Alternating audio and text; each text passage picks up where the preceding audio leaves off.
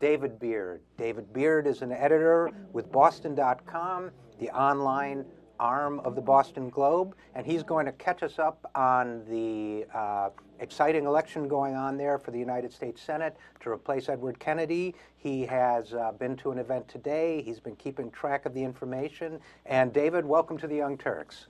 Hi, Richard. Hi, Michael. How are you, David? So tell us, we've been talking about this now for quite a while. I mean, not as long as we should have been, apparently, but want to talk about sort of the mood up there. I kind of feel like Martha Coakley's going to win, and I'm in Los Angeles, and it's a total gut thing because I don't believe a lot of the polling's gone on, but the polls are the polls. What's your feeling so far?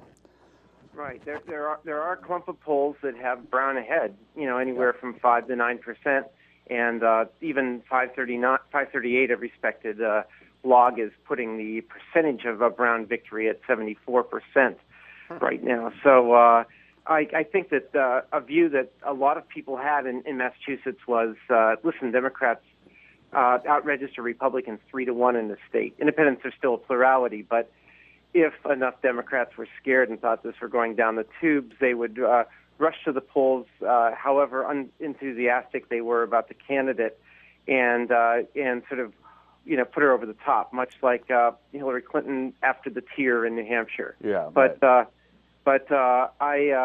don't know. It really is a dead heat, and you are seeing, just in my sort of last weekend, odd, different kinds of things. People sort of soaping up their windows like they would after their home, to root on their hometown Right. high school team with sort of handmade sort of Brown signs, Really? that, stuff you can't buy. A guy over overpasses, it's sundown. You can't even read, you have to strain and you see, he's holding a Brown sign, but he doesn't understand that behind the sun, nobody's going to be able to read that. He just Right. needs to get that out. So there is a big, there was one rally with 1,500 with Obama at Northeastern, another with 2,000 about an hour away with Brown yesterday. So that was size of venue and control as well. But there is something. David, David, would you mentioned a couple things. One is you mentioned what seems to be an unexpected level of enthusiasm for Brown among his supporters, and the other, which seems to be what you described as an unenthusiastic feeling about Coakley among Democrats. Is the feeling that this surprise shift in the dynamics of the race is due to both those factors, one over the other? Is something else going on that we haven't discussed? Well, my colleague Brian McGrory, as mentioned, thought she allowed an opening to Brown with sort of unenthusiastic campaigning after the election. I'm not sure that's the whole thing. This is essentially a 3-week campaign anyway, and there was going to be no strong campaigning between Christmas and New Year's in any event. But I think, yes, unenthusiastic, sort of not charismatic, not, sort of a lackadaisical campaign, allowed for openings for Brown, who was sort of a run-of-the-mill, not particularly distinguished state senator, who has, good looks, camera-ready, married to a television reporter, and, has a daughter who competed on American Idol, and as a kid, out of school, posed nude for Playgirl. Not many Republican senatorial candidates. Was it not Cosmopolitan or was it Playgirl? I thought it was Playgirl. Was it? Okay. Well, I'll double check. Yeah, I missed Yeah, that. I missed that issue. I saw him in Cosmopolitan. And also he's also been trying to link himself to in an ad to John Kennedy. Is that not true? Well, that was a key thing, I think, between Christmas and New Year's. Yeah. Sort of a stealth move, using youth, vigor, Right. fitness.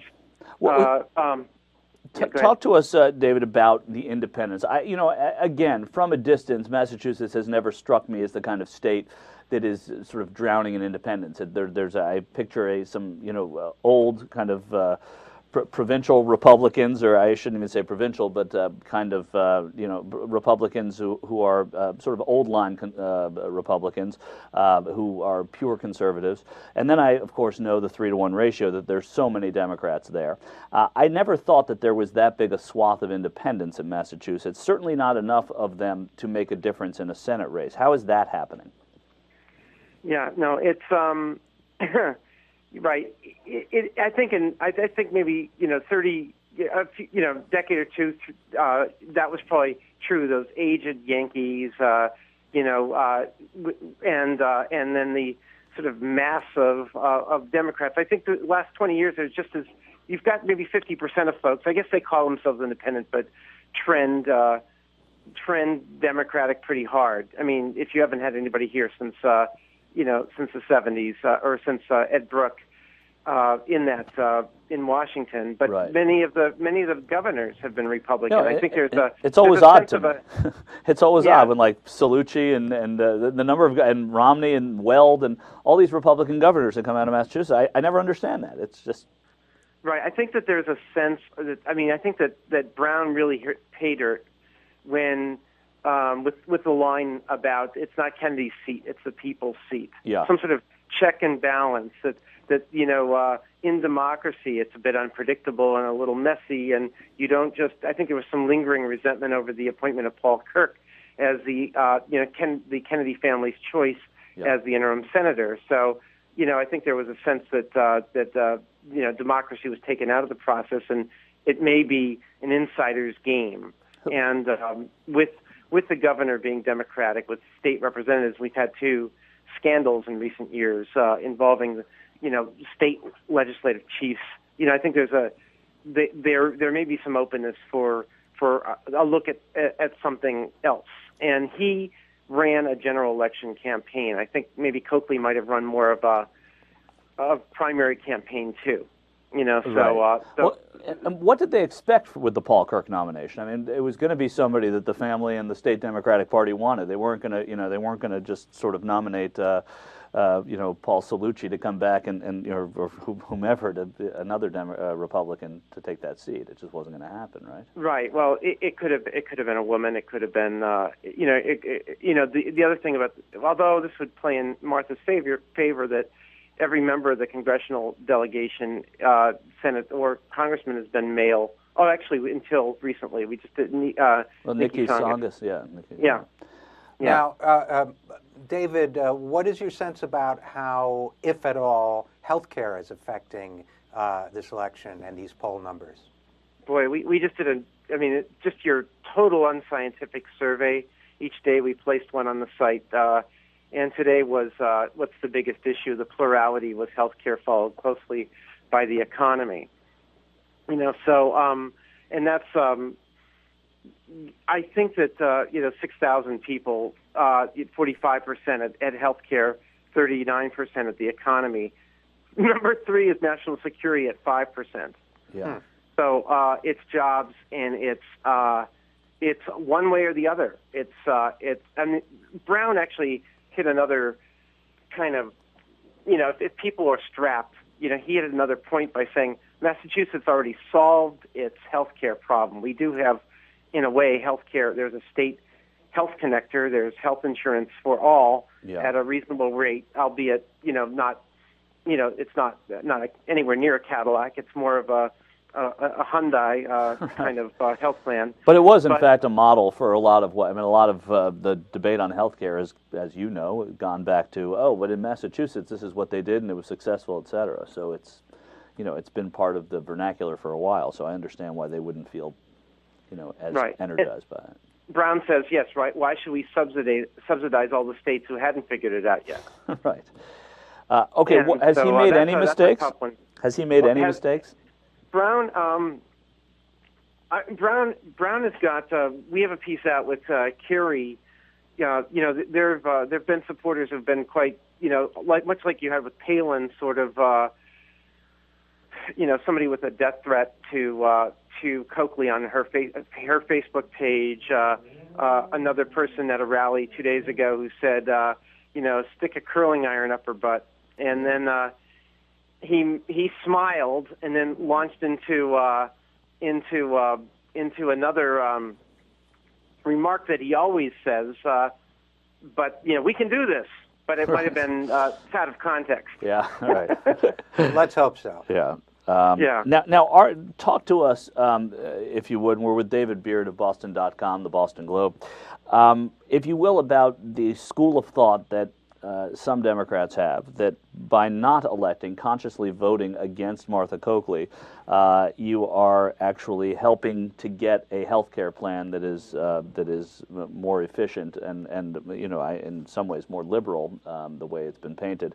So that there are Democrats that are trying to undermine her election because they don't like the health care plan that is currently before Congress in the White House. I don't see it. Yeah. I think sort of the members of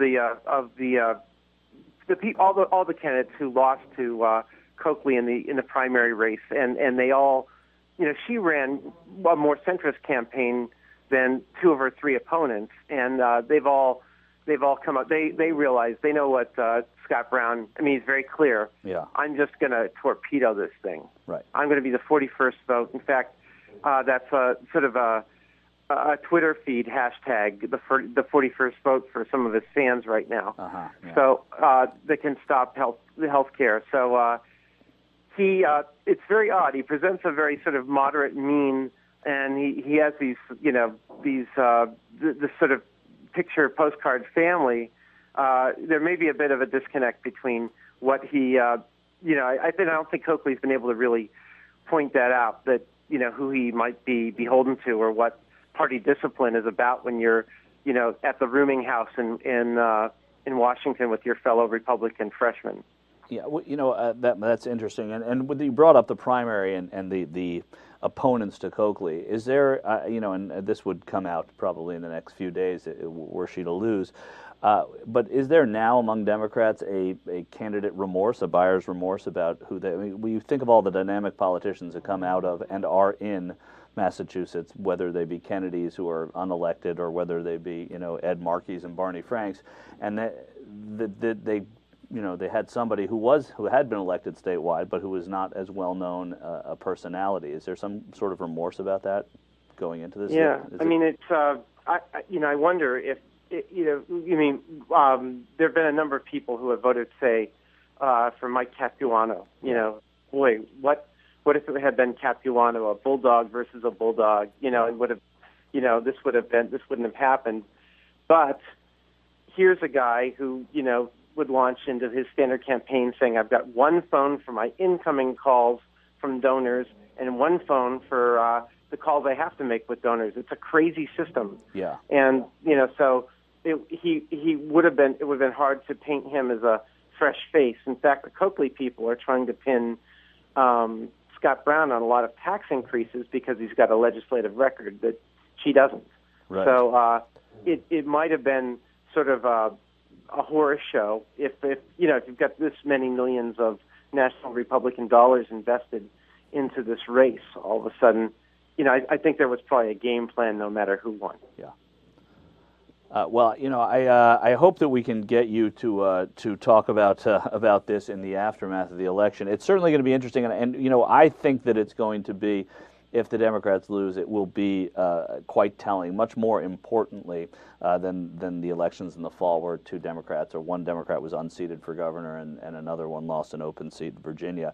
It just seems like this is a race that does matter, and I think it's more than just the Democrats sort of resting on their laurels in Massachusetts. It really seems like whatever groundswell is there is based on real issues and not and sort of differences in political opinion rather than just okay, we like this guy, we don't like this guy.